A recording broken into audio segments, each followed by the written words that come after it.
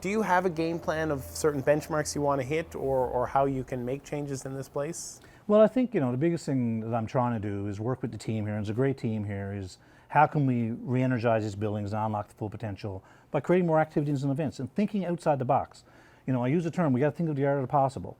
So, working with corporate partners, working with event partners, working with promoters, working with our tenants, what are the things we can do to be creative, to create a better fan experience, and to get more people in our buildings and really be proud of what we're doing here, and for the community to embrace what's happening in these buildings. That's absolutely critical, Jeremy, to our success.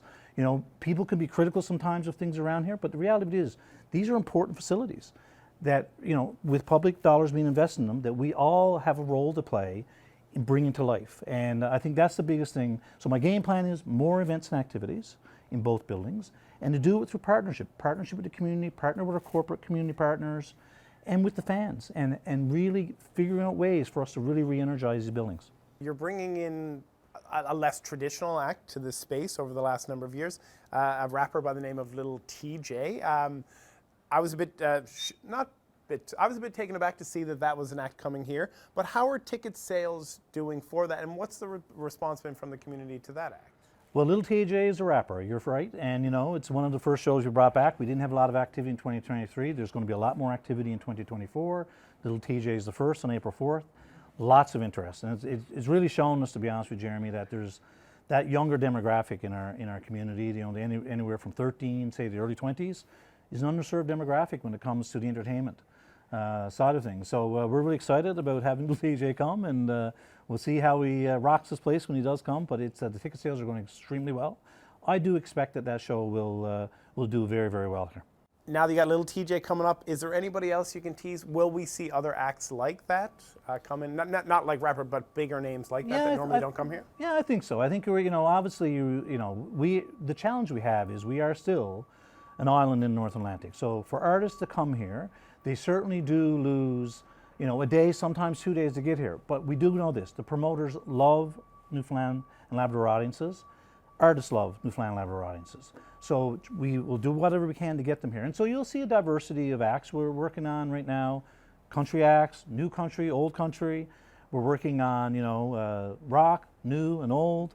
And yeah, we'll continue to look at how we can service that younger demographic as well. It seems every year in the budget the last couple of years, now this has nothing to do with you, you're only in this job 3 months, but it seems every year hundreds and thousands of dollars more is put towards a subsidy. I think we're at like $6.6 million. I think, Brent, what people want to know is, where does that money go? What does that money get people? So, well, I think first of all, many public institutions, and you can think of whether it's arts facilities or other entertainment facilities in our community, that would be supported municipally or provincially. And I could name those, but I think people would know what I'm speaking of when I speak of Memorial those. University being one. Memorial University, Arts and Culture Center, the rooms, these are facilities, important public institutions that deliver important public good. And we would be part of that group of, I think, public institutions in that way. That said, I think that the money goes towards, obviously operating the facilities. The reason the operating grant has been increasing is because of the impacts of the pandemic. The fact that our event levels went down, to lower levels because of the pandemic, and really, and the operating costs have gone up that all of us are facing in terms of the cost of living expenses have gone up. That's been some of the driving reasons. And really what my aim is now, by getting more events and activities here in both the Convention Center and Mary Brown Center, is to put us in a better financial position.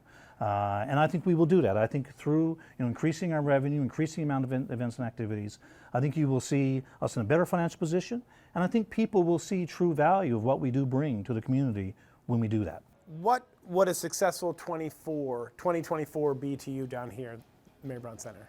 That both the Growlers and the Rogues have great seasons, great fan support, they go deep maybe into playoffs. That would be a success, I think. I can't control a lot of that, but I would hope that would be successful. And certainly their fan base continues to grow. The other thing is we have more events and activities here in Mary Brown Center, and we right now have over 80 events scheduled for the Convention Center for the coming summer and year. Like that continues to thrive and energize, and coming out of the post-pandemic, that continues to grow its business, because that's really, really important business for us in meeting convention trade. So that's really what I want to see at the end of 24. More activity, more events, bigger economic impact, and people could say, hey, look at that, man, that place is on wheels down there.